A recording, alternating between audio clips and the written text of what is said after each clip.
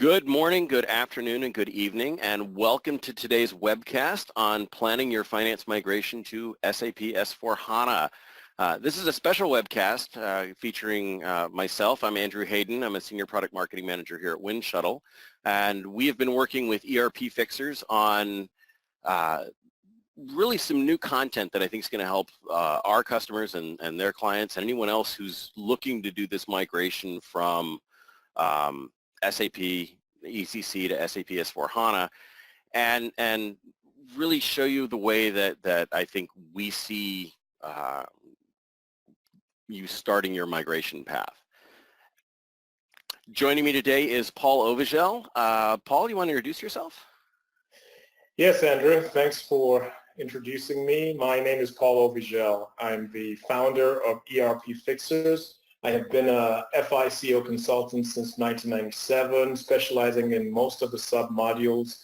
More recently, I've been working on S/4HANA migrations and how all the different sub-modules integrate with the Universal Journal. So I'm looking forward to this discussion, as I think it's very important for several companies. Great. Thanks, Paul. And today we're also going to be joined by James Lofgren. James, you want to introduce yourself and talk a little bit about your role? Sure. Thank you so much, Andrew. My name is James Lofgren. I'm a solutions engineer here at WindShuttle. I've been with the company for over 4 years, started in our support team, then worked in our professional services team. But prior to this, I worked at a defense contractor for 9 years. I spent 7 of those 9 years either as an SAP functional user or on their SAP implementation and technical support team. So just happy to be talking with you all today. Thank you so much. Thanks, James. And James will be along a little bit later to give a demo of how WindShuttle can help you in your migration journey in areas where SAP doesn't necessarily provide a tool for you. As I mentioned at the beginning, this webinar really is built around a white paper that WindShuttle and ERPfixers have worked on together. It's really important stuff that you understand as you start considering that migration journey. And Paul, any other thoughts on the paper as we move forward and get into the content of this presentation? Yes, well, the whole concept of the paper was to provide something for SAP customers that are thinking of migrating to S/4HANA. But one important and maybe the most crucial aspect of this migration, if you're doing a brownfield implementation, is what to do about the data that you have in your ECC system and making sure it's in the right format and is validated correctly before you actually go through the migration. So this paper covers things such as how to prepare your ECC system for the migration, how to prepare master data and transactional data, how to activate certain new functionalities such as material ledger and COPA in S/4HANA, and certain other things like challenges and opportunities for improving the migration process, and things that you can do after the migration to make sure the data is tested and validated properly. Great, Paul. Thanks. And so what we're going to be going through, and Paul kind of alluded to this, is we're going to talk about those general considerations for migration. We're going to go into a little bit more on material ledger, what it is, why it's happening. There's a lot of changes in account-based COPA that I think are going to affect everyone making that migration and that shift. Business partners obviously being talked about considerably by the SAP community. Do a little bit more on asset accounting and what's happening with new asset accounting, and then James will be along to give you that demo that I mentioned earlier. So Paul, I know you talked about kind of where we are, but talk us through some of these consideration steps that people need to look at as they get ready for their migration. Definitely. So when you're getting ready for the migration, obviously, it's a project. This is not a quick turn on switch that puts you on S/4HANA.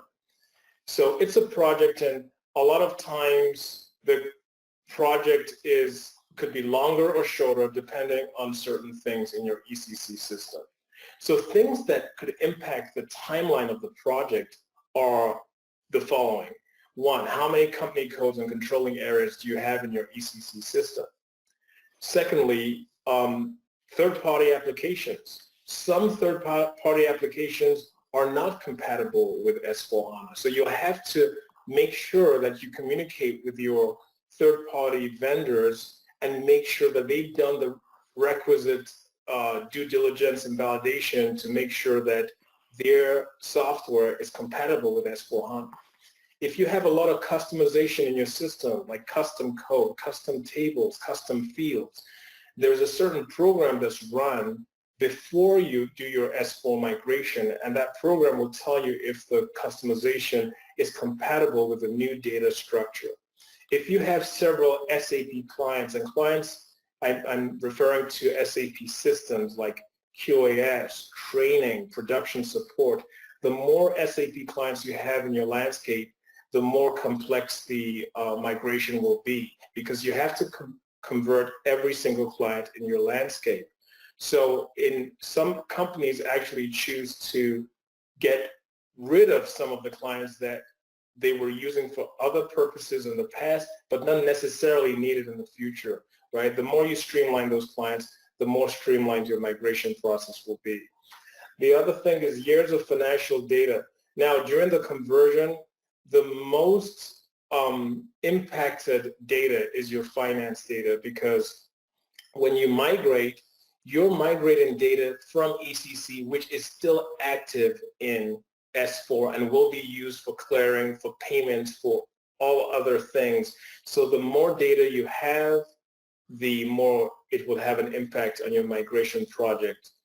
And then also functionalities. You know, this is sometimes an overlooked part of an S4 migration. Some companies, they think, hey, as long as we get from ECC to S4, we're good.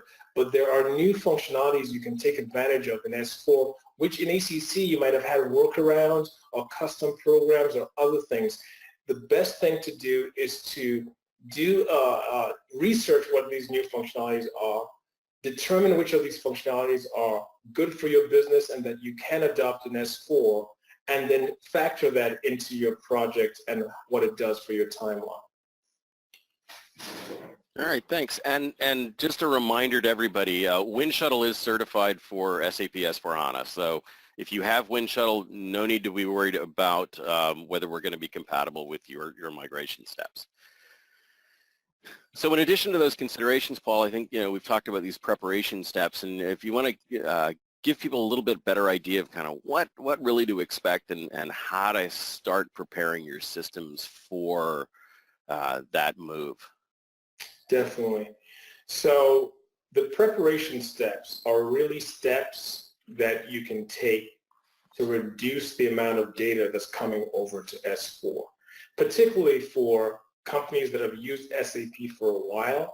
They might have a lot of data, a lot of redundant data, which does not need to come over. Maybe it was suitable in the past, and now maybe there's a company code that is no longer needed, or a subsidiary that has been sold off, but the company still exists in SAP.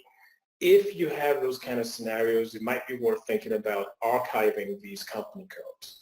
Also, in the system, there's things called sample company codes. These are like template company codes that come along with the system that you purchased. If these company codes are not used and not needed, you can delete them. If you have clients that you don't need, I mentioned this in the previous slide. If you have clients you use for training or production support or some other kind of requirement which is not along the line of the typical SAP client landscape, which is development, quality, and production, if you have these extraneous clients, you might think of wanting to delete them. Also, there's a new functionality in SAP S/4HANA called Extension Ledger. It's one of the, to me, one of the coolest functionalities in S4. It is worth researching what the Extension Ledger can do for your business, because it does satisfy a lot of requirements that were needed in ECC system, but it didn't actually have any functionality like that in ECC. At some point during the presentation, I'll talk a little bit about Extension Ledger, but for now, just note that things like Extension Ledger and new functionalities you might want to research for how they will help with your business. Also, if you have critical tables in ECC, it is worth extracting these tables. Now, these tables might have millions of records, but still, knowing that when you do this migration, you're going from one system to another, and the old system you're either going to totally abandon or at least not have the users access them, you want to make sure that all the critical information in tables that you have in the ECC system are captured. And then when you move to S4, you might A, want to reconcile what you have in S4 with what you had in these tables, or B, just have these tables stored in case they're in a different structure or format in S4. Then finally, review the Fiori apps. Now this step is similar to what I said about extension ledger planning. Fiori is a front-end user interface which is very compatible with S4, and in fact it is the go-to user interface with S4. In S4HANA you can use your standard SAP GUI as you use in ECC, but one thing to watch out for is SAP is introducing new functionality, new user functionality, which some of these are no longer available with the standard SAP GUI, right? So everything you have in ECC, you can have the same kind of functionality and transactions in S4, but new functionality they are introducing in Fiori without the GUI. So you might want to explore some of those, because just like I said with the extension ledger planning, Fiori apps will be may satisfy requirements that you had in ECC, but just didn't have the functionality for those. So again, I think the review of Fiori apps is important, and that would help with your preparation for the project.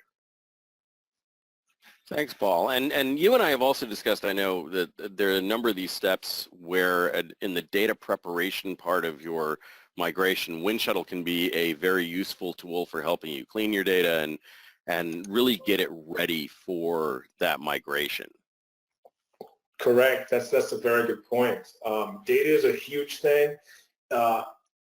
During your preparation step, when you find out exactly what your data requirements are, using Windshuttle to help clean the data, to help validate the data, even the extraction of critical tables, like I mentioned in one of the points, is also something useful that you can use a Windshuttle query for.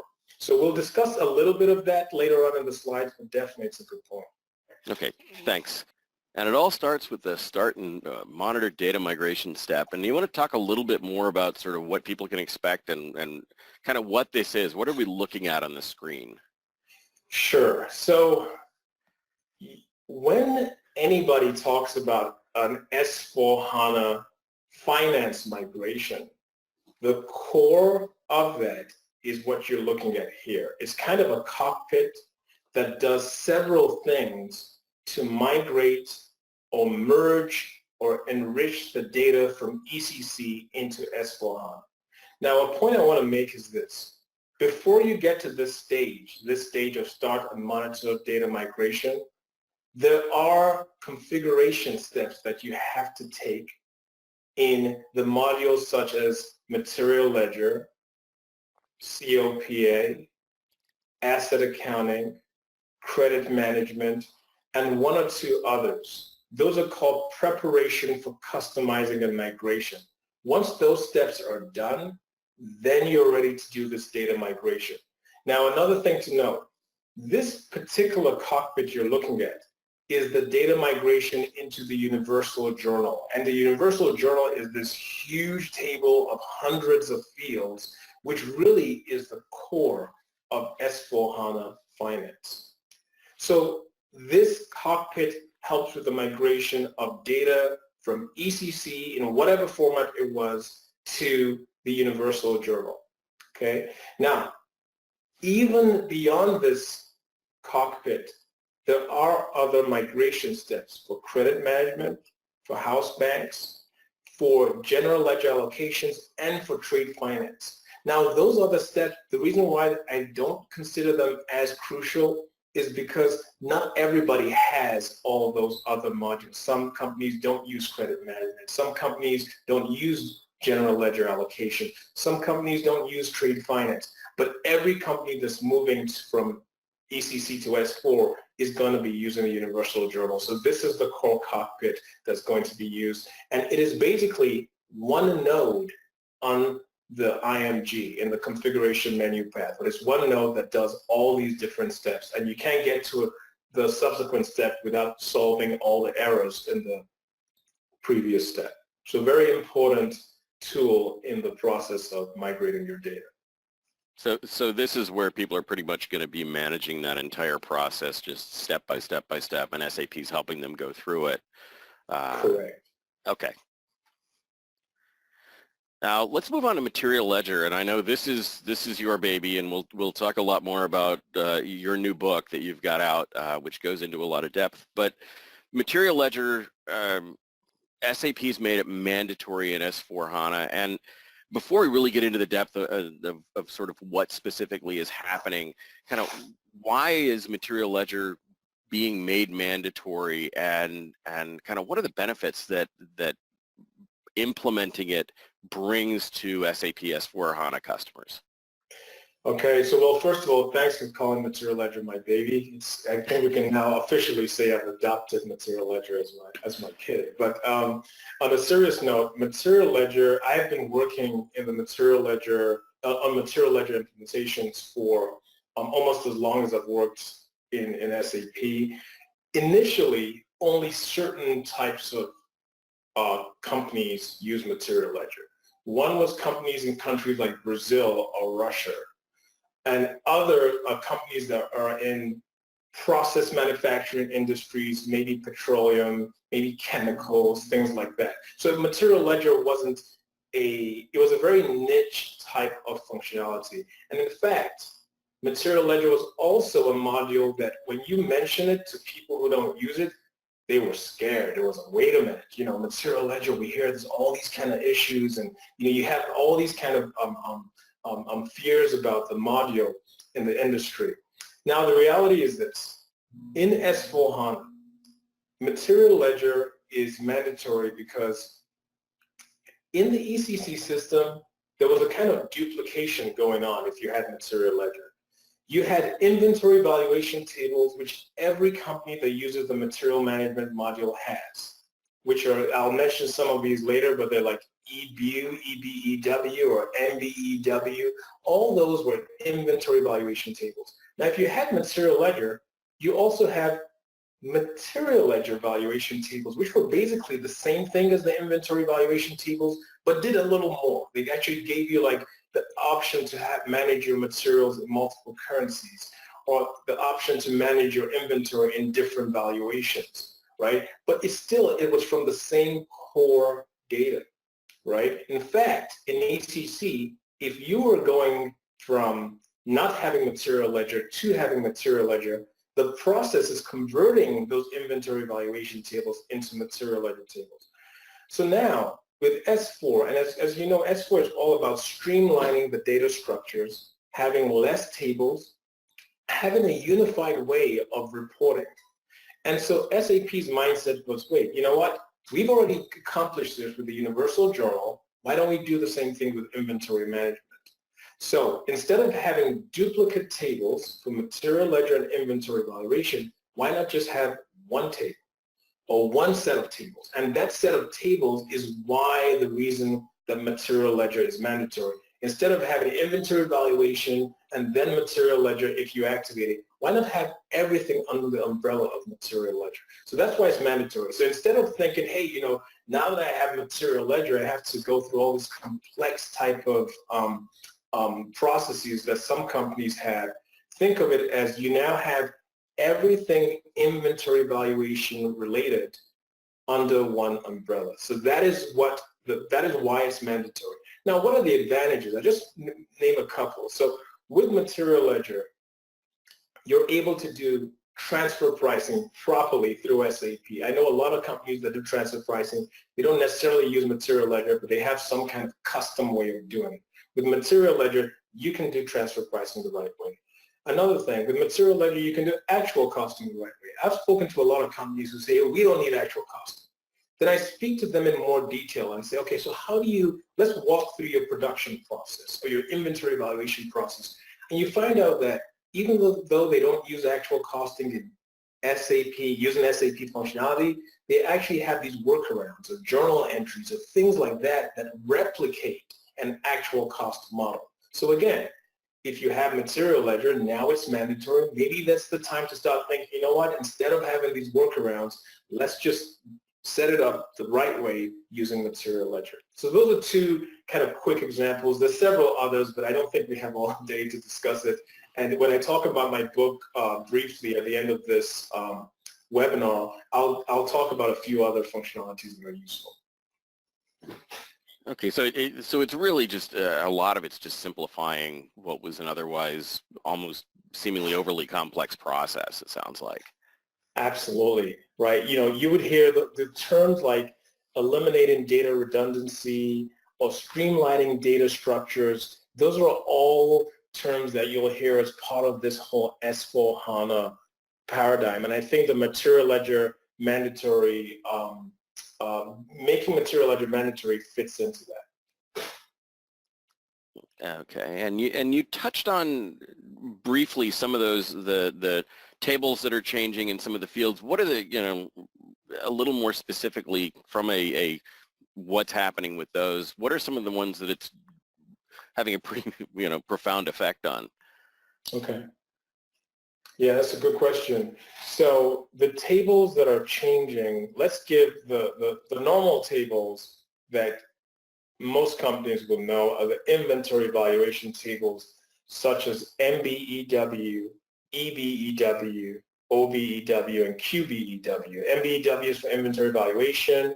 EBEW is if you have inventory valuation that is sales order stock. QBEW is inventory valuation that's project stock.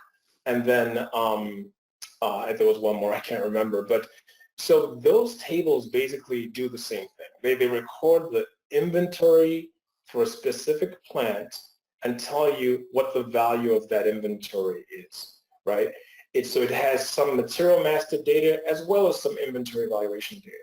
Now in S4, the valuation part of those tables is now going to be lifted and shifted to material ledger. Those old tables only contain master data attributes and not transactional data attributes. All the transactional data attributes will now move to material ledger tables in S4. And what are these material ledger tables? So even when I say material ledger table, one of the key tables these are moved to is the table AC.A, which is the Universal Journal. So the Universal Journal, we haven't gone into it, and we wouldn't necessarily go through it in this session, but it's this huge table that combines material ledger, the general ledger, the controlling module, the asset accounting module, and the COPA module. So it combines 5 major modules in FICO into one. One of the areas, like I said, is material ledger, and that's where these inventory valuation tables are feeding into. They're feeding into this AC.A table. And it's also going to affect some of the transaction fields like the LBKUM and several others, if I understand it correctly. Absolutely. So all those fields like LBKUM and the transactional data, transactional price and quantity fields that existed in the EBEU tables and all the rest will now be part of the Universal Journal. So in the Universal Journal, not only will you see the transaction that's posted for a material, you'll also see what the current value of that material is and the current quantity of that material. In ECC, you couldn't do that unless you went to those inventory valuation tables. But now in S4, it's your financial accounting table that shows all that data. So once again, that's part of this whole streamlining process and making sure that you don't go to so many different tables to access different types of data. It's all integrated in one or few tables. It all makes it easier. Yeah. So if you have implemented material ledger in ECC, what's kind of some of those recommended pre-migration activities? What do you really need to consider to make your move to S4 as smooth as possible? If you have implemented material ledger, the key activities are to make sure that every costing run, so if you have material ledger actual costing, every month you'll be running a program to calculate your actual cost. Make sure that those costing runs are totally completed, because if they're not, you can't carry them over to S4. One thing with material ledger actual costing is that the data structure has changed so much that the cockpit is actually totally different. So the old cockpit does not exist. So you have any outstanding costing runs, complete them before the migration. Make sure that in your costing runs, no materials are in open status, because for the same reason as the first point, if they are in open status, you can't do anything with them in S4. Thirdly, if you have any custom programs related to material ledger, make sure you review them and see what is going to happen to them in S4. The material ledger tables have changed so drastically that some custom programs that you had in the previous material ledger tables may not work in the S4 tables. Now, on that point 3, I just want to clear up something. You know, in the earlier slide, I said that material ledger now encompasses the inventory valuation tables. That happens whether you use material ledger in ECC or not. Now, if you do use material ledger in ECC, there's also material ledger tables. There's hundreds of them, right? They are also being streamlined in S4. So you're going from like several tables in ECC to a handful of tables in S4 for material ledger. So because of that, make sure that any custom programs that were attached to those several tables are reviewed and either now reconfigured to match the S4HANA tables, or maybe the S4HANA functionality actually eliminates the need to have those custom programs. So it's definitely a review that needs to happen before the migration. And lastly, there's a material ledger consistency check report. As part of the material ledger help desk, you can run that if you have material ledger in ECC. And that will tell you if there's any inconsistency with the material ledger tables, which could affect your migration. So if you've implemented material ledger already, there's a fair amount you need to do. What happens if you haven't implemented material ledger in ECC? If you haven't implemented material ledger in ECC, you just need to make sure that the data volumes for things like purchase order history, production order history, the GRIR account, that's the goods received, invoice received account, are all reduced for data, so that if you don't need any data, don't bring it over to S4. And the reason to do that is similar to what I said in an earlier slide. The more data you have, the more impact it's going to have on your migration. So as much as you can, reduce that data, because part of the S4HANA migration, if you remember the migration cockpit that we showed a few slides earlier, 4 of those steps are material ledger steps, right? And the execution and processing time of those steps will be longer or shorter based on how much data you have. So archiving, closing, clearing, these are all activities you need to do if you didn't have material ledger in ECC. Then also, all the currencies of your company code, like you might have group currency or hard currency or index currency, make sure the exchange rate between those other currencies and your home currencies are updated in the system, because that could lead to errors during the migration. And also make sure that any general ledger account that's configured as an inventory account, make sure it's set up. So in the configuration table, there's a transaction key called BSX. That transaction key relates to inventory accounts. Even though those accounts are configured, they may not be created in the system. Make sure they're created. Otherwise, you'll get an error message when you run the conversion program. Great. And this is another area where I know we go into this in the paper, where WindShuttle can help do some of these prep steps for people in ECC moving to S4 and implementing material ledger there. Quick question, if you don't have material ledger implemented in ECC, should you implement it in ECC first before doing your migration to S4, do you think? What's your take on that? That's a good question. It's a question I've been asked for the last 2 or 3 years, ever since companies found out, well, ever since SAP made the announcement that material ledger was mandatory, that was what was coming into companies' minds.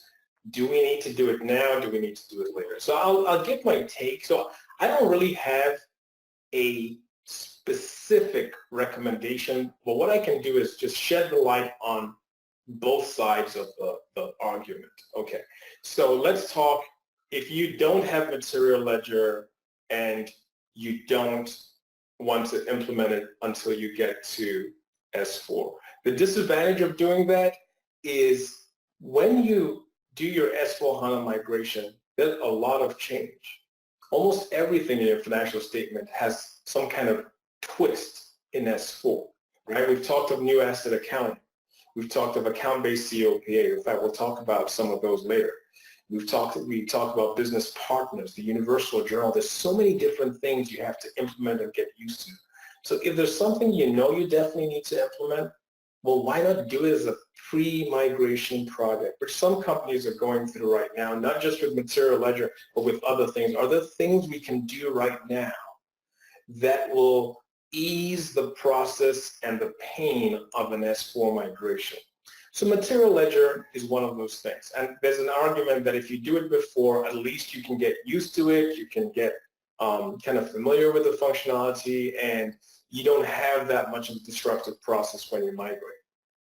Okay, but an advantage of not doing it is, one, you may not have the time to do it. Every company has multiple projects running in parallel. You're now introducing a new project, which will eventually be done down the line anyway, so you might not want to wait. Another reason you might want to wait is because when you implement material ledger and ECC, the migration actually takes much longer than when you do it with S4. That's one, because ECC is not on an in-memory database, unless, of course, you have HANA as your database. But in most cases, companies that an ECC don't have HANA, so it's a longer process. And that makes it a longer project because you have to do all this archiving and closing and clearing. While in S4, because of the speed of the HANA database, you're more likely to have a more streamlined and faster runtime project during the material ledger migration. So that's the argument for and against not implementing ECC. Now, obviously, the flip side is true if you are implementing material ledger. So if you are implementing it, you get the advantage of just getting used to the functionality, having one less thing to do, and also having, getting your data in the right tables, which is more compatible with S4HANA. However, a stronger point on that is if you have a business requirement for actual costing, for parallel valuation, for transfer pricing, and you've just been holding back because you didn't want to implement this beast called material ledger, now that you know material ledger is going to be mandatory anyway, why not just implement it now? Because it'll satisfy all those advantages I spoke about earlier, and it's something the business needs, right? Because like I mentioned, I've spoken to companies that initially say, oh, we don't need actual costing, or we have our own way of doing transfer pricing, and now we're saying, hey, it's now part of this functionality that's mandatory with S4HANA. So maybe this is something you do want to implement beforehand and get used to before going to S4. So that would be a big advantage of implementing beforehand. The disadvantage would be, in addition to what I spoke about before, a disadvantage is even the actual costing part of material ledger changes drastically in S4. So even if you implement the it in ECC and you get used to it, there are changes. So it's not just, although the transition is pretty smooth and everything is better, there is some adaptation. You need to adapt to the new way of doing things. It's faster, slicker, less steps, less locking, but still it's a change. So it's something that needs to get used to. So I would conclude this point by saying it really depends on the situation of the company.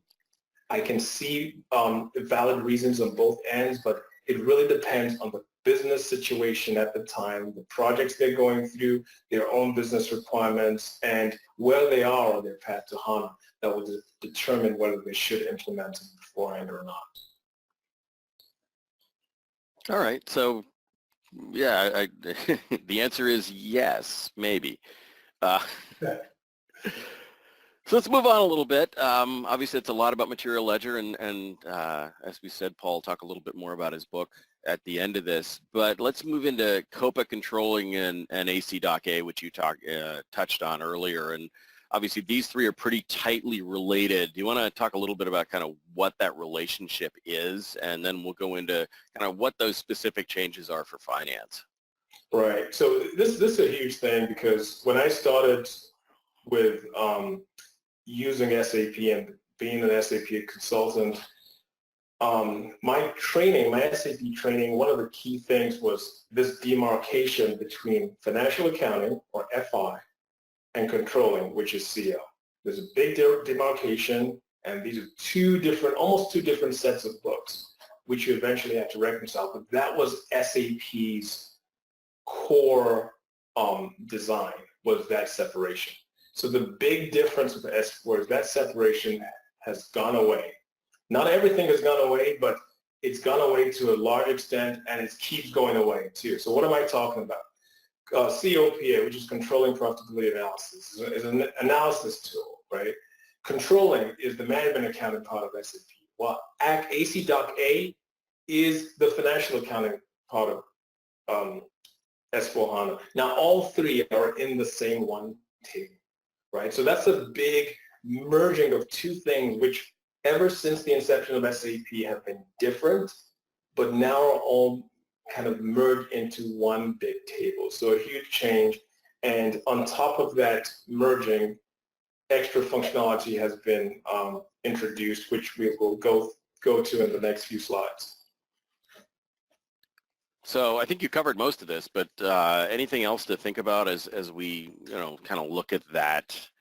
And it is a fundamental change. I think a lot of controllers and accountants I've talked to, at conferences and even customers that we've got have kind of been both excited and wary at the same time about what's happening when they make that move and when suddenly all this stuff is together. So it does represent a pretty big change for the finance organizations. It does. It's all a good change. It's all good, but it's still a change, right?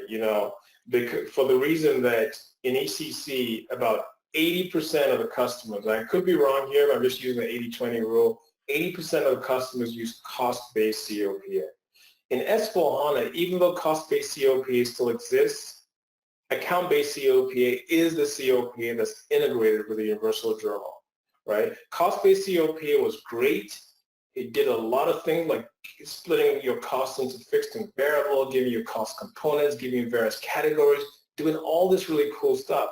But it was a huge issue because it didn't reconcile with the general ledger due to that demarcation I was talking about. And anyone who knows me or read my book knows I have a book that's called Reconciling COPA to the General Ledger. It's a big issue for me that it didn't reconcile, because I was really getting all that pain from my clients. So account-based COPA just eliminates the need for reconciliation because it's all in the same table. And any functionality, so when S4 first came out with account-based COPA, people like me were happy, right? But certain people were like, wait a minute, there's a reason we didn't have account-based COPA in the first place. There were things it couldn't do. It couldn't break things out in fixed and variable, couldn't break out various categories, right? It didn't have cost components that we could see in our cost of sales. So as the new releases of S4 have evolved, almost every release has added an element to account-based COPA that was previously only in cost-based COPA. So when that happens, you can tell what's happening is that SAP has in fact now made account-based COPA do everything cost-based COPA used to do. So there's no real excuse to stick to cost-based COPA when you're in S4. And this just reminds me that the term account-based COPA as we speak, SAP has changed that name to margin analysis. Now, I'm not sure sometimes with these new names, we don't know if they'll stick or not, but just bear in mind that you might start seeing, if you see the term margin analysis in S4HANA, it means account-based COPA. For now. We'll just say for now. For now, that's right. So if companies are using that cost-based COPA, how do they really get ready for this change? I mean, what do they really need to look at and So do? the good thing is to activate account-based COPA is pretty simple, right? It's just an activation of a configuration step. And there's a few other things that need to be done, but very minor. That's the good part. The bad part is that there is no easy transition from cost-based to account-based. If you've been using cost-based for 10, 20 years, and now there's a switch to account-based, okay, we now understand that account-based does everything cost-based does, but we still have all this data in cost-based that is there. What do we do with that data? And how do we replicate that for historical purposes into account-based? That's one of the challenges that still exists now. And SAP doesn't have a standard tool to do that migration. And it's actually one of the things that James will be showing at the end of this, of my part of the presentation. So it's good and easy to set up account-based, but there's a challenge with the data that's already in cost-based that you want to bring over to account-based. All right, so we're going to, and I look forward to seeing James show that. But if you're already using account-based, is it easier? I mean, is it a more simple transition, or are there other steps you're going to need to take?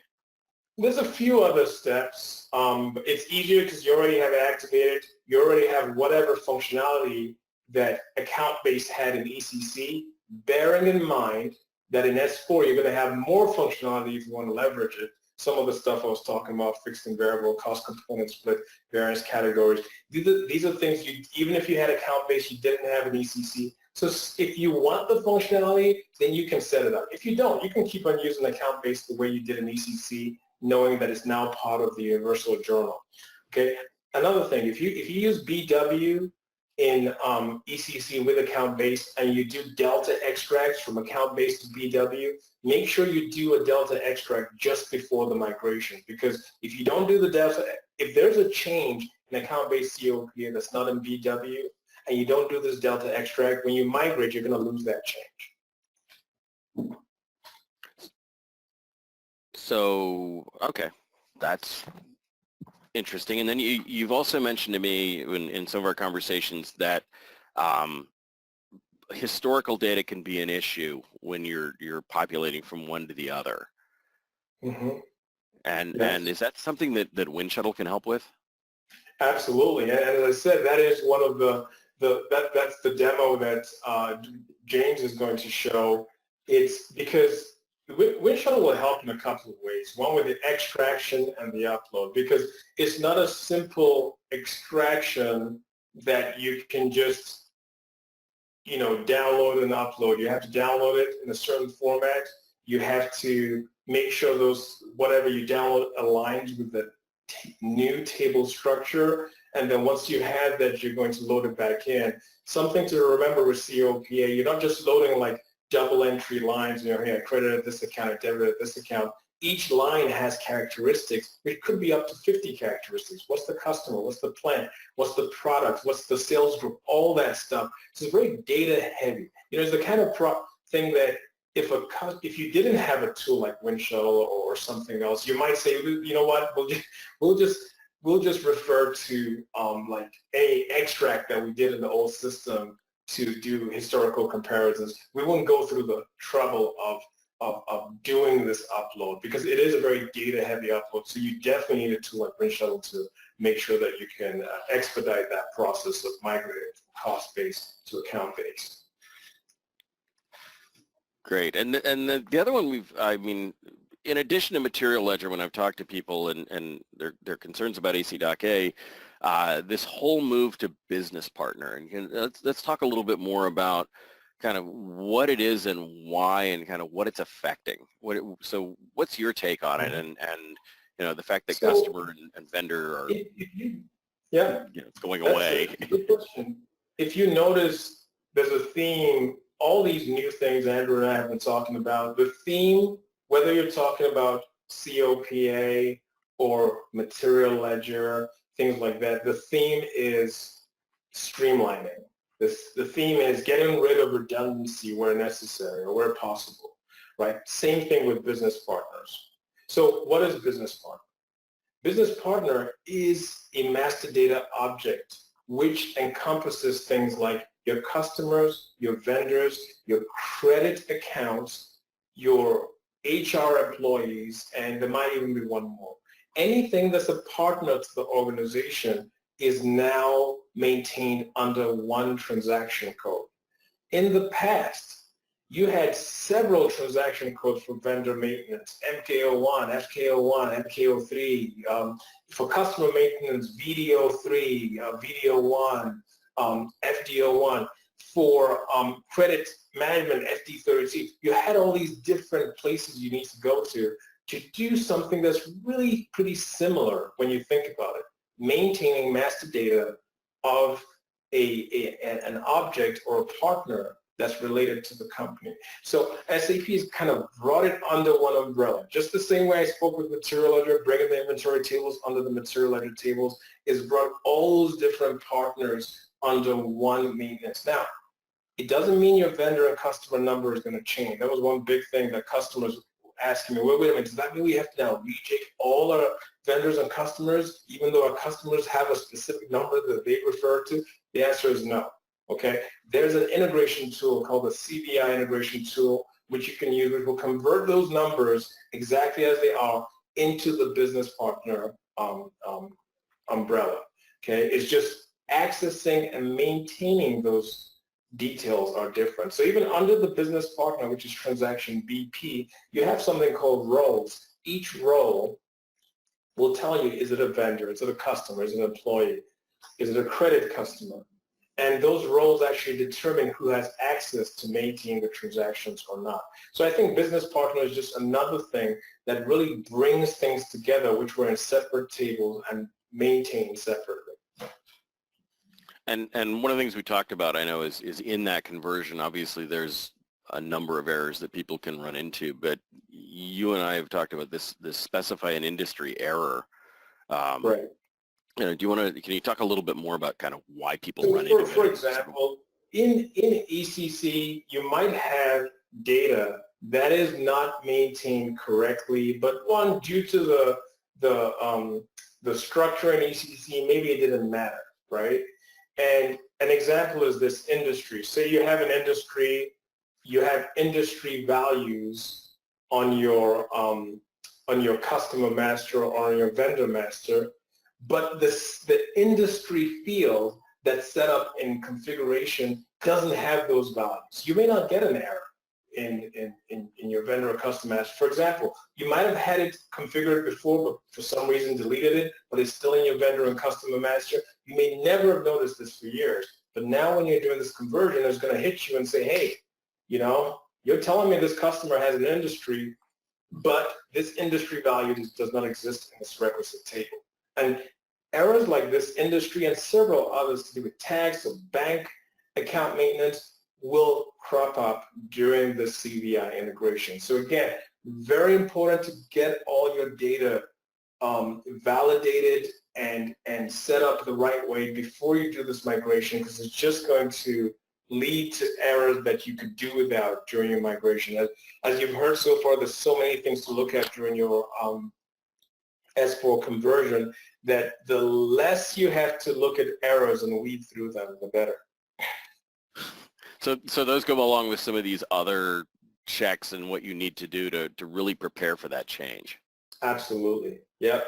Industry field, bank detail field. The other thing is with banks, you may not know this, but for example, the routing number in the US has a certain number of characters which is set up in configuration. If you violate that number, if you make it more or less, you may or may not get an error in your master data.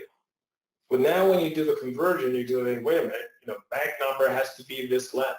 Same thing with tax number, right? There's certain checks when you do the integration that will kick out certain data validation issues, which is why cleaning up that data beforehand is very key. All right, great. Yeah, and those are all things, again, that I think Windshuttle can help a great deal with as people get ready and prepare for their migration. So let's move on and let's talk briefly about new asset accounting, which, and you talked about it earlier about the way SAP tends to name things, but talk a little bit about it and what it is. I know it's been around for a while. What's happening with it? Yeah, so new asset accounting has been around since like 2013. It's with a certain business function, you can activate it. In ECC, it was really just more to do with the way your parallel ledgers are connected to your depreciation errors. In the past, if you had parallel ledgers, meaning you had a ledger that was other than your leading ledger, it could only be assigned to a depreciation area that was subsidiary to your leading depreciation area. So you had your leading ledger tied to your depreciation area 001, your parallel ledger tied to your depreciation area maybe 02, and then you had something called a delta depreciation area, which took the difference for any kind of gap adjustments. It was posted to the parallel ledger. Now, with the new asset accounting, any of your ledgers can be assigned to any of the depreciation areas as long as that ledger is called as a standard ledger. Standard ledger is a ledger that every single transaction that relates to that ledger is posted to it.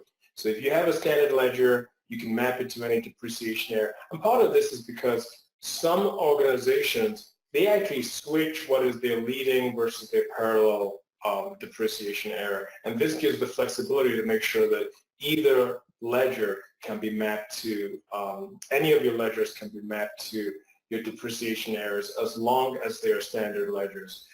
As Andrew, as we spoke about, that term new does not really represent that it's new for S4HANA.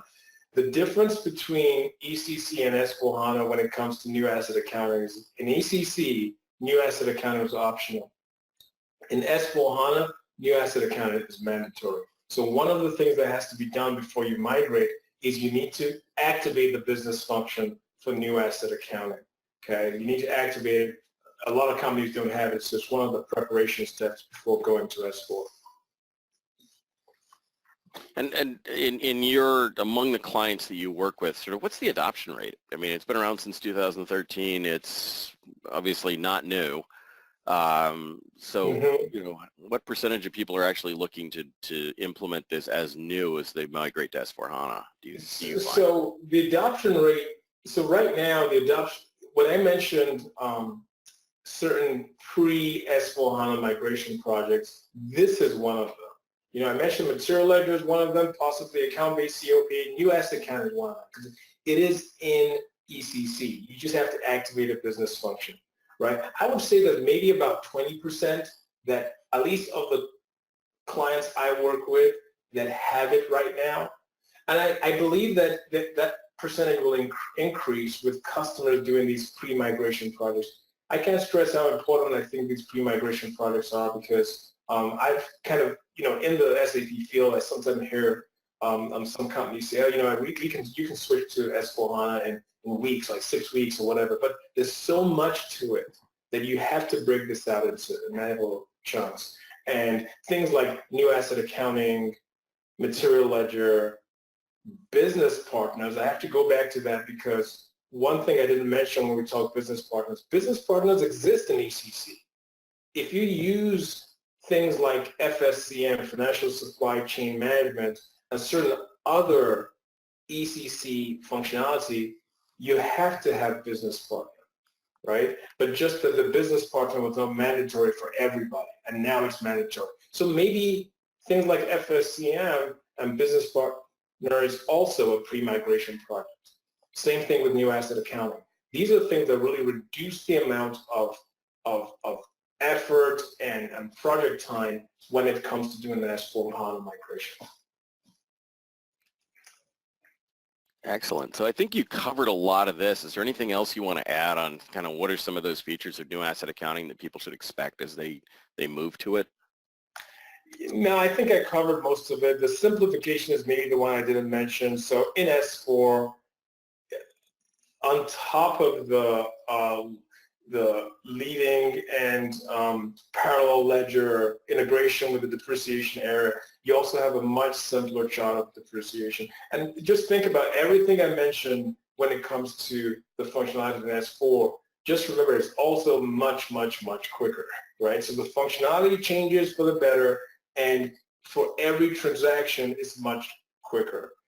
So some transactions that used to have a batch session, like depreciation was an example, you could only run it in background or whatever. It's more simplified, more streamlined, more real-time with S4HANA. So more direct. You're not, like you said, running things in the background, running things late at night. You can actually run it real time and Exactly. get your information in and out as fast as possible. So those are all Correct. really good things, I think, for people to know and expect. And again, I think you touched on some of these preparation checks, but obviously there's a lot that goes into it. And anything else here you want to add? No, these are basically the checking the accounting, checking and assigning the accounting principle is what assigns the depreciation area to the ledger. So an accounting principle is just basically a method of accounting which is typically assigned to a ledger. So for example, if you use US GAAP and IFRS, US GAAP will have its own ledger. IFRS will have its own ledger. US GAAP will be assigned to an accounting principle called US GAAP. IFRS will be assigned to an accounting principle called IFRS. And then those accounting principles will be assigned to depreciation areas. And as long as they're standard ledgers for US GAAP and IFRS, they can be assigned to any depreciation area. And that's the key change. In ECC, you had to have a leading ledger which was assigned to the key depreciation area, and a non-leading ledger that was assigned to the subsidiary one. But in S4, you can assign any standard ledger accounting principle to any depreciation area. So a lot of benefits and a lot of changes. Right. And so we'll talk briefly as we wrap up kind of what are some of those SAP, S4HANA data activities that you need to be aware of and get ready for and just think about as we move to it. Okay, so this is kind of a summary of what we've already discussed. The four major areas that we're discussing here, and I have to just add a caveat to this, that there are even more modules that have changed with S4, but these are the key ones that affect almost every company, right? There's other things in credit management, in trade finance, in several other areas, but these are the ones that most companies are going to have an impact. Those, it depends on if you use that functionality in ECC or not. So let's talk material ledger. So a key thing with material ledgers, before you migrate, there might be differences between the financial accounting and materials management. You might have been able to get away with that in ECC if you didn't have material ledger, but now remember, everything is one big table. So in order for this big table to work properly, all the data in the previously separate modules need to be reconciled. If you're not able to reconcile it, you might end up having to post journals or do something to align those two modules together. So that's with material ledger. With COPA, we mentioned this before, there's no standard migration tool between account-based and cost-based COPA, so this might be a data consideration. For business partners, we mentioned that there is certain fields like maybe tax numbers, industry, bank details, which in ECC may not have been correct, but you wouldn't have noticed. But now when you run the CBI integration tool, you find out that you get these errors, which you need to maintain the data correctly when you get these errors. It's obviously better to take a dump of your data and do an extract, do a validation of the data, change what needs to be changed, and have it ready for this integration. New asset accounting, we just spoke about that, and with the, there's definitely preparation steps, preparation for customizing steps for new asset accounting. But we've been talking about the brownfield implementation, which means you move from ECC data to S4 data. If you're doing a greenfield, which means that you are doing almost a new implementation to S4HANA, whether you had ECC or not, if you have assets, your legacy assets cannot be loaded with an LSMW. The LSMW's legacy system migration workbench, it's one of the inbuilt ways of loading data into SAP. But with the new data structure with the Universal Journal, you can't do it with an LSMW. You need to use this transaction ABLDT, which is a good transaction. It's just that it loads one asset at a time. So this is another area where WinShuttle would be a good tool to run with ABLDT to load your assets into the system. Excellent. Thank you. Any last thoughts before we turn it over to James and have him show folks a little bit about how WinShuttle can help them with their migration? So, like I said, any last thoughts as we sort of worked through that? And I know it was a lot of information for folks. Yeah, yes, I would say, I know maybe hopefully I haven't discouraged people who are thinking of a migration. I'm just trying to, and I think the white paper also tries to outline this. I'm trying to highlight the importance of preparation when you're moving to S4. It's huge. That could make or break the project. Preparation, planning, pre-migration projects, all things you need to think about. And don't think of getting a shortcut to the system, because you could end up paying more when you're on S4 because data is not right in the new system. Yeah, I know in the paper we kind of stress the importance of pre, during, and post-migration steps, and just be aware that it's not as simple as just moving your data from one system to another. Exactly. So, thank you, Paul. And James, I'm going to turn it over to you and let you help the folks out and show them what WinShuttle can do to help them. Well, thank you very much, Andrew and Paul. So for the demonstration, we're going to be looking at how WinShuttle specifically might be able to help with some of these implementations or some of these pre-planning migration activities that can be done on the ECC systems and the S4 systems, really to start preparing for those migrations. One example that Paul was talking about was this migration from a cost-based COPA to an account-based COPA. The example we'll be looking at today is really how you can use WinShuttle to start helping with that process and that migration. So we'll be opening up a WinShuttle template. This is just an Excel template that's been created that'll help us do that process. So as Paul was talking about, it's very data intensive, this process of getting information out of cost-based COPA, getting all the characteristics that you might want to include, and getting all the values and setting up corresponding GL accounts that can be converted and then posted to using either a special, like an extension ledger, or using a specific document type. In this case, we'll be using a specific document type. So I've opened up Excel, and WinShuttle Studio is a desktop application. So when you do that, we actually have an Excel add-in that gets included. So I have this tab here called WinShuttle Run. I'll go ahead and click on that and log into WinShuttle. And this is just going to be walking through right now the end user's experience of how can somebody who has a script created for them by a WinShuttle developer utilize those scripts that have been created so they can start doing some of these processes. And then later we'll be looking into the WinShuttle authoring experience of how to create these scripts so that you can start making your own automation. So in this example, again, we're really starting with data that exists in an ECC system. We'd like to pull that information out, and we're going to be looking specifically at the COPA table to see which characteristics are there and which COPA elements have costs actually posted to them. So we're going to start with a script, and if I click this drop-down, I can see that there's two scripts inside of this one Excel template. So I have a script that's creating, that's querying the data to pull information out of ECC, and then I'll be using another script to create the GL accounts, the corresponding GL accounts in S4. So I'll start with the query, and I'll hit run. And I'm going to log on to my SAP system. One thing to keep in mind is WinShuttle always uses SAP's authorizations and credentials. So if there's something you don't have access to or some T-code that you can't access through SAP, you'd never be able to access that through WinShuttle either.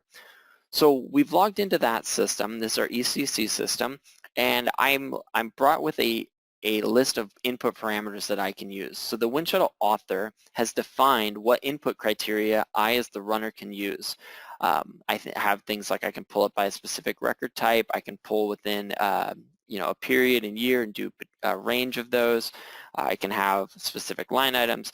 In this case, we'll pull back the historical data for 2018.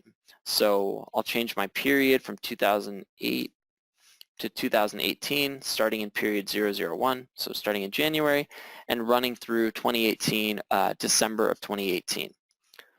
This will help kind of just limit a very large data set just for this example. So it's going out and it's hitting the CE1 table and then using our operating concern IDEA, and it's getting back all the information per line item, per posting, that includes COPA elements, characteristics, and the amounts that have actually been posted to it. So I'm writing my data. I come back with about 1,700 records here. So I can see what period it was in, what document number it was for, what the item number is, and then we have different characteristic values from COPA as well. So I can see what customer it was posted for, product number, plant, sales organization, etc., profit center. Now these characteristics will need to be set up in your S4HANA system to be able to post to these eventually. So I've gone ahead and created, using Windshuttle actually, a subset of these. So I've created things like product number, and I believe I have the profit centers all created. And for as many elements or characteristics as you would need, you just want to set those master data objects up. Again, that's part of that, just that data staging process, and Windshuttle can help you with this. So with each of these, I can see that the COPA fields themselves, some of them have values associated with them. So I can see that it hit the revenue. If I scroll over to the right, I can see some of these have values in them and some of them don't. So revenue looks like it's been getting values in it. Accrued freight, dispatch, packaging. So each of these cost-based fields, if we're moving to an account-based GL, we need to have corresponding GL accounts that match with any of these where the current value is not 0. So we need to go through and find out which of these have amounts actually posted to them, and then create GL accounts for each of these elements. So doing that was really easy because I can pull the data out, and then I have the full power of Excel where I can create something like a pivot table. I'll go to sheet 2, and I have a pivot table here that's been created, and it's pulling out just the sums of each of those columns to find which ones have current values. Part of this simplification process and what you want to do during your migration, you don't want to go and start creating a bunch of data in your S4HANA system for things that would never get posted to. So we really only should be creating GL accounts for the ones that have a value, a current value that need to actually be posted against. So Windshuttle is able to help you with that. So now I'm going to log off of my ECC system, and now we want to start working in our S4HANA system. So I'll log on, and this time I'll log on to our S4HANA system. And with this, I'll start using the other script. This is the script to create the GL accounts. So I've just pre-populated some GL account numbers that I'd like to use in these cases. I've really just gone down the list. You can make these as specific as you want, and you could change them. Also, I've set up different cost element categories depending on what these account or what these are actually for or representing. So once I've gotten that information, I'll go ahead and hit validate. And within Windshuttle transaction, we're able to upload data to SAP. So during the validation process, it can start checking to see if the data is going to be accurate in SAP before it tries to post anything. Also with transaction, you can have it export or automatically create transformation formulas as part of the automation script so that it can start using things that have been exported through an Excel formula, start using those as inputs on the transaction script, and start creating data with different formulas. With these embedded formulas, you know that every time it gets ran, these formulas are going to be output correctly and always applied, rather than just hoping some of this data doesn't get deleted from your template. So in this example, I've gone through, and this script is really looking at this column here to see whether or not it should be executing at all. So in the cases where there's a 0, the script is just in an if condition to skip over that line. Anything with a value, a positive or a negative value, it's going to go try to create a corresponding GL account to be used to capture those cost elements. So in this case, I can see that I have success messages for all of these ones that are non-zero. And once I've validated all of my data, I can go ahead and hit run.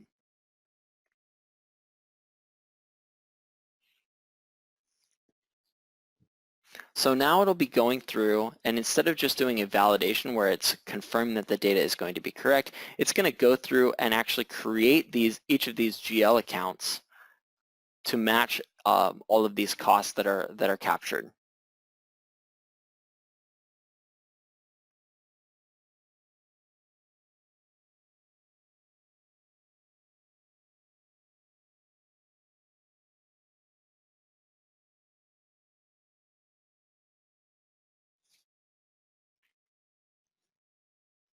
All right, once it's gone through the list, now we have 22 new GL accounts that have been created in our S/4HANA system that each correspond to these previous cost-based elements. So from here, we're not just going to be posting one big total of the sum. We really want to make sure that it keeps that level of analysis that we would expect from our old system. So to do that, we really need to now match up and say, for this specific line item, these different characteristics need to be, we need to have a posting to the new GL account that was created for them for each of these cost elements against this specific customer, product number, plant, sales organization, etc. So that way you still keep that same level of analysis. So in order to do that, we really need to translate some of this information and use these new GL accounts that have been created. To do that, again, I'm leveraging that power of Excel. I can use macros here. I can do formulas. I can do transformations. I can do whatever I need to do to help get that data into a usable way. I'm in no means a macro expert, but I was able to put together a little bit of a macro to help me translate some of that information. A lot of the finance-specific templates that are available on our website at windshuttle.com, we actually pre-build macros to help you do these translations and document splittings, etc., to make it easier for your users so you don't have to create any of the macros. In this case, I've created a macro and it's just going to help me translate this information from sheet 1 using the new GL account values that were created in sheet 2 and put it into a layout here to say each individual line from sheet 1 now needs to exist as a separate line for each cost element category that was there.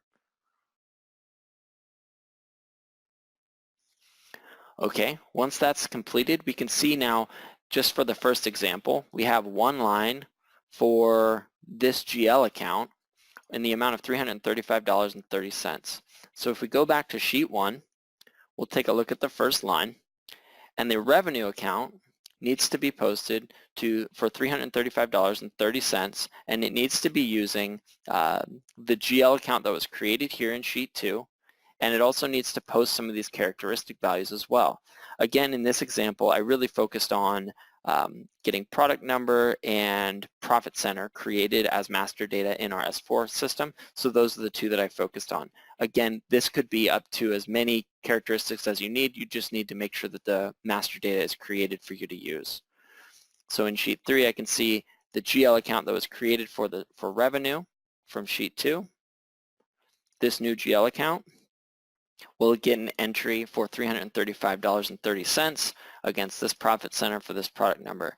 And we'll be using rather than using an extension ledger in this case, you can actually use a specific document type or a custom document type. And we'll go and create a Windshuttle script that can actually automate now all of this data going up to SAP.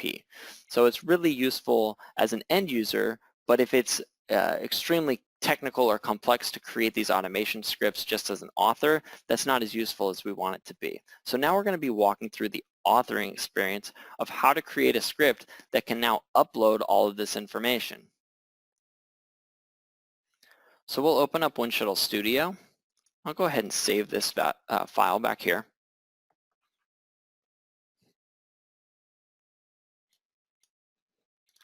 And in Windshuttle Studio, this is where the Windshuttle authors can create these automation scripts. So if we go to New, they can create new transaction scripts, which will walk them through a transaction code in SAP. They can record their steps, then they can do drag and drop mapping, and then they can start running. Query is what we saw initially to get the data out. You can create these using tables, info sets, logical databases, and the authors can define what those input criteria would be. We also support BAPIs and remote-enabled function modules through our Direct. So let's walk through transaction and say create from SAP recording. We'll log into our S/4HANA system that we'd like to create this automation script for. In this, I'll use transaction code FB50 and we'll use a custom document type rather than an extension ledger. And start recording. Okay, so we'll go ahead and enter our company code here as it popped up. And we'll start filling out the information that we need to for our values.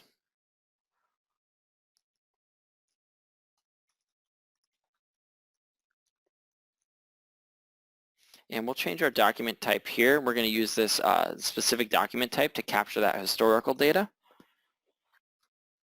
And we'll put in our first line of information here.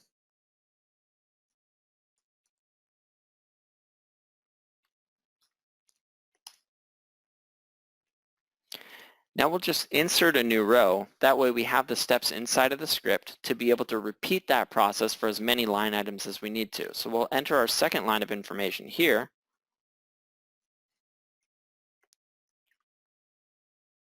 And in this case, we'll actually fill out the other fields that we included, this like profit center and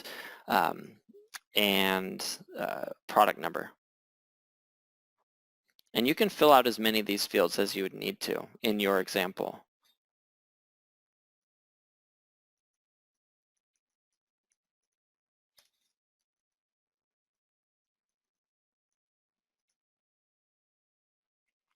We'll go into the COPA elements here for this.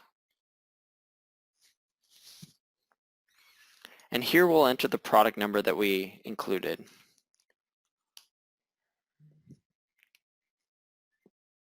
Save. We'll go ahead and post this. And it tells us our document was posted here. And now it'll return us back to the mapping section.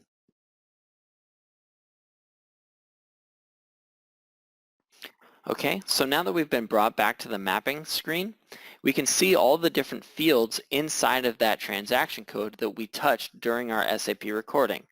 We have things like company code that we first entered, and it shows us the description. It'll show us the SAP technical information, its type and length, and then it shows a current mapping of a fixed value upload, and this is the value that we entered. So down here, we have an Excel preview window. If I wanted to create one from scratch, I can just start dragging and dropping up from the column I'd like to go to the values here. If I have an existing template, which in this case I do, since we have a query script, I can actually open this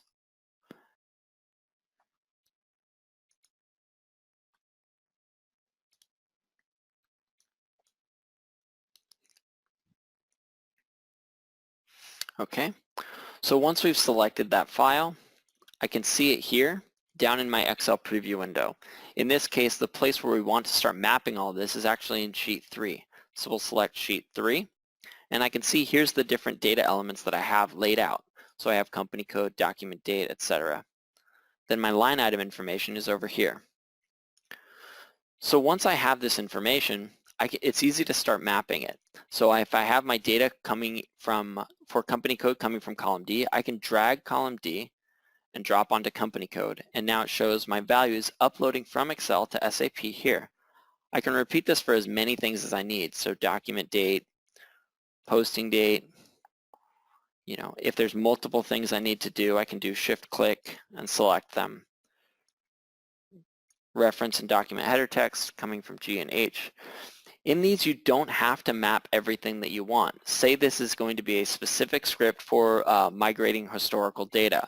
In that case, we're using a specific document type, and maybe I don't want to have that on my Excel template. I just want to have it as a static value. So you can leave things as static values and say this one is always going to be using this specific document type. Now, once we get into the line item information, this one's going to need to go into our expert view. So with journal entries or with financial postings, there's often a header and line item relationship that we need to manage inside of our script. So if we go to expert view, we'll be able to see every screen that we interacted with in SAP plus every field that we touched. So the first screen we saw was the dialog box for entering the company code. We entered our company code and we pressed an OK code, which is the function that you select to get to the next section. So selecting enter. We put in our company code and we pressed enter. It took us to our main screen here, and we filled out our header information along with the first line of data. Now this first line of data, we don't really need to have it mapped here, because during this portion here, we're going to loop through and have line items really maintained through this loop. So if there's a part of the script that you need to have repeating, such as adding new line items, you can actually select either a portion of the script or entire sections of the script to say you need to keep repeating this part. So we selected the first item. We click this is the new item button, and then we put our new information on the first row. We went into the profitability analysis. We entered our COPA characteristic, and then we hit the accept button. So this is the portion of our script that we need to repeat. So we'll do a click on line 19 and a shift click to line 33. It'll select this entire section of the script, and we'll say create a loop. Now, in this case, our loop ID column is used to identify and say, this is my header information, and this is the beginning of a new journal entry or a posting, versus the detail line, the D line, is this is a line item on that journal entry posting that I need to do. So our loop identifier column is column A. We'll say OK. And now, because we have a section that's looping through all of our line items, we don't really need where we entered this first line up here. So we can just disable these. We really only needed them to make sure that the document was actually posted during our recording, because we had to record 2 lines. But now that we have a way to repeat those, we don't have to have this other line out here. Okay, so now we have a breakdown where all of our header information is filled out, and then we're pressing enter, and now it repeats for all of our different line items. Now that our line item information is here, we can start mapping those really the same way. So if we have our debit credit indicator, we can drag and drop and put it onto debit credit indicator. Our new GL account will be coming from column J, so we'll drag and drop. The amount will be here, profit center will be here, and our product number is actually here, this COPA characteristic. So we've got everything mapped there. And we'll also map where our log information is going to be. So if we want to run log, we'll drag. This time we're getting data from SAP to Excel. So it needs to drag from the SAP field down to Excel and say this is our run log, and we'll do the same thing with our validate log there. Now we can go ahead and save this and start validating. You can also have these automatically post documents, like document attachments too. So if I go to map and say add file attachment, I can use different file attachment modes where I can upload either PDFs or really any kind of object that you need to up to SAP, so that on that journal entry posting they can actually see the reason why, or all of the documentation behind it. So in this case, we'll actually include this Excel template as the documentation for it, so they can see exactly what was sent up and be able to confirm from any sort of auditing or just double checking that that's exactly what got put into this document. So when I've done that, it adds a new field down at the bottom that says attachment location. Now if I wanted to add a different file, I can just drag and drop and map this to a new column, and I can put in a file attachment location. In this case, since we want to use this exact file down here, we'll go ahead and select this and use this Use Current File option. That also gives us a new file attachment log, and we could put it down here at column P. So once we have this saved, now we can start validating our data. So it's going to go through and start validating and making sure that each of these line items are have correct information. So we'll go ahead and hit validate and let that start processing.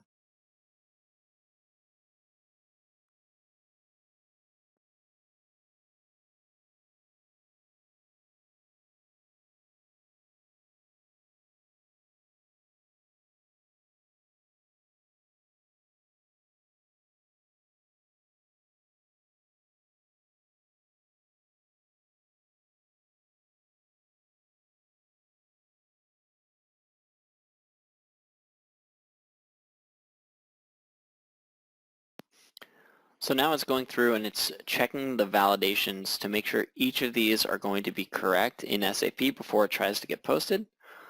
Okay, so it looks like everything's been validated now, and we'll go ahead and go back over to Windshuttle Studio, and we can hit the Run button from here, and we can start posting all of this data up to SAP.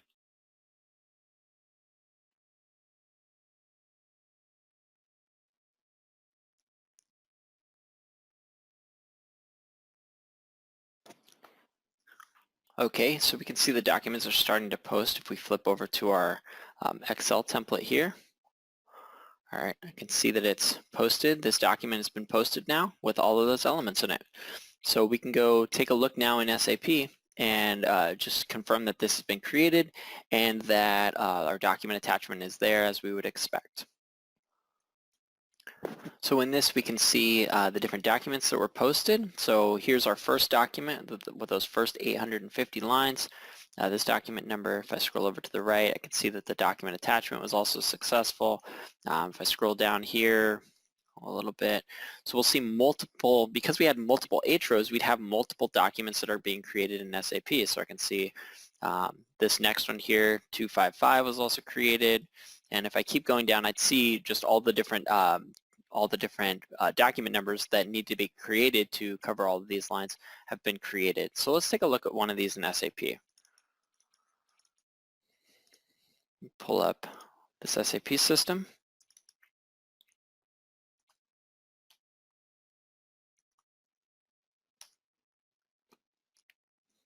We'll look at FB03. We'll enter the information that we've got there.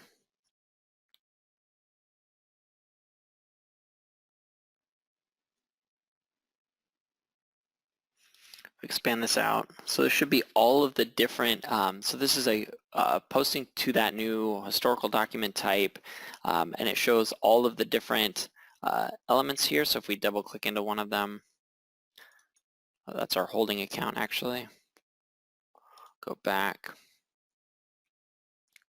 So if I look at one for like revenue, for example, I can open that up.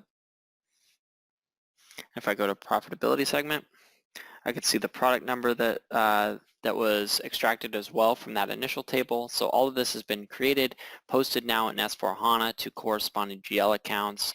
It has all of the COPA characteristics that we wanted to include on that recording. And if I look at our document attachment list, I can see this is our this is the file that was actually uploaded to SAP and captured.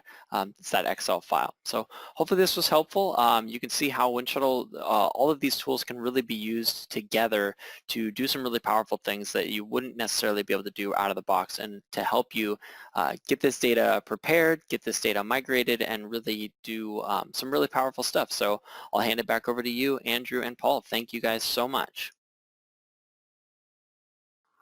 Thanks, James. Hopefully people get a good idea of ways that Windshuttle can help with their migration. In the interest of time, I know we've had a number of questions submitted. We are just going to skip past those. There is one that came in. It's come in a couple of times. And Paul, I just want to ask you, how long should people plan for their S4 migration from that planning stage through full implementation? Yeah, that's the million-dollar question. Probably literally. I would say it obviously depends on some of those factors I spoke about, particularly at the beginning of this presentation, like the number of company codes, the amount of financial data, number of clients, all that stuff. I don't think an implementation should be less than 6 months, right? It could be anything from 6 months to, I don't know what, it could be a couple of years, I'm sorry to say, for people who don't want a long implementation. And that is really because for a successful implementation, it's not just a matter of technically moving from S4 to, from ECC to S4. It's also making sure that all the functionality, both old and new, work correctly. All your finance data has been validated and reconciled in the new system, and you have all the users on board using the system the way it should be used. I'll say one very overlooked aspect of an implementation is chain management. If you think of all the things we've discussed in this presentation, and then like I said, that's not even everything, you can see there's a lot of change. And just bringing the users through that and in a way that is gradual and not forced on them shows you how much that also impacts, a quick or long implementation. So just in summary, I'd say, a minimum of anything less than 6 months. If you have anyone say they can do less than 6 months, definitely raise your eyebrows and think, what does that really mean as far as compromising the quality of this migration? Cool. Yeah, and as I mentioned, I mean, we will continue taking questions. So if you have them, please feel free to put them in the question box. Someone from Windshuttle or ERPfixers will get back to you. And just real quick, if you'd like to learn more, you can learn more at windshuttle.com. We've got lots more information about ways we can help you in many parts of your business across both ECC and S4. So you can check us out at windshuttle.com or give us a call and set up a personalized demo. We can really, once we understand your use case, have that conversation. We really can find a way to help your business get better. Finally, Paul, you've got your wonderful new book out. I'd love to hear a little bit more about it. Like I said, we just touched on Material Ledger today, and I know you've got a ton more in 540 pages. That's right. Well, yeah, this was, it took a lot of kind of digging into the system and researching and trial and error to put the information in this book. I just want to make people aware of a very good functionality that people had heard about but not really used. So think of it as an introduction to Material Ledger in general, as well as what all this new functionality in S4 is. Because I was trying to take into account people who have never used it before and people who have used it in ECC but want to know what the changes in S4HANA are. Things that you'll see in this book are how to configure and run actual costing in S4. Obviously, actual costing, even though it's part of Material Ledger, is not mandatory. You can have Material Ledger without actual costing, but actual costing is basically one of the key benefits of Material Ledger. Actual costing meaning that your inventory can be valued every month according to the actual postings that happen during the month. Also, parallel valuation. I mentioned this briefly earlier in the presentation. Group valuation, meaning that if you have multiple companies within your organization, you can have one material cost that represents the cost of that material, regardless of what entity owns the material. So it takes away things like transfer pricing or intercompany profit and inventory. Profit center valuation means regardless of what the legal price of a product is, if you transfer products from one plant or one profit center to the other, you can create your own transfer price on top of that and value your inventory separately that way. Balance sheet valuation is things like last in, first out, or called LIFO or FIFO, or some kind of lower of cost in market. So the book shows you how you can use the system and use Material Ledger to accomplish all these different types of valuation for inventory. And it also introduces some of the newer S4HANA reporting tools, just like Fiori or virtual data models or CDS views that you can use to really pull out the data in the relevant way and analyze it and make your make the system work for you. So the book came out in June, and it's doing pretty well, and I hope it's really useful to people who either had no knowledge about material ledger and want to have knowledge about it, or people who have knowledge about it in ECC but want to know more about what's going on in S4HANA. And finally, I know, WindShuttle, we've got 2,400 customers around the world. We've got about 30,000 users. We've got offices everywhere. So if you're not in North America or Europe and you're concerned that WindShuttle is not available to you, we do have offices all over the world. Paul, I know you and the ERPfixers network is quite extensive as well. So if you want to just take a moment and talk just briefly about kind of what you guys do and who you are, that would be outstanding. Thanks a lot, Andrew. ERPfixers, we try to come up with a model that doesn't really exist the way we offer it in the market. So there's obviously consulting firms, there's recruitment agencies, there's SAP forums. We try to be a little different from those because we are not necessarily interested in having these huge long-term projects with your company. We want to help you to get you on the right path with things like looking at what you do in your system right now and trying to improve, looking at certain key considerations you need to make to move from ECC to S4HANA, or looking at different modules that after doing an assessment of your system will say, hey, maybe you need material ledger, maybe you need success factors, maybe you need something else. So we try to kind of work in that space that some of the larger firms or the recruitment agencies don't really cover. And we have thousands of consultant experts. We have probably 1,000 in the US, but worldwide is maybe 4,000. And they specialize in different modules. And they are ready to work on as narrow specialization as you want, or as broad a specialization. And it could be a few hours to a few months. So we try to cover things that maybe you wouldn't have, you don't need to get into a long-term contract for, but it's something we can quickly turn around for you. And so far, this is the 5th year. So far, it's going pretty well, and I'm hoping that we continue to provide that type of service in the industry.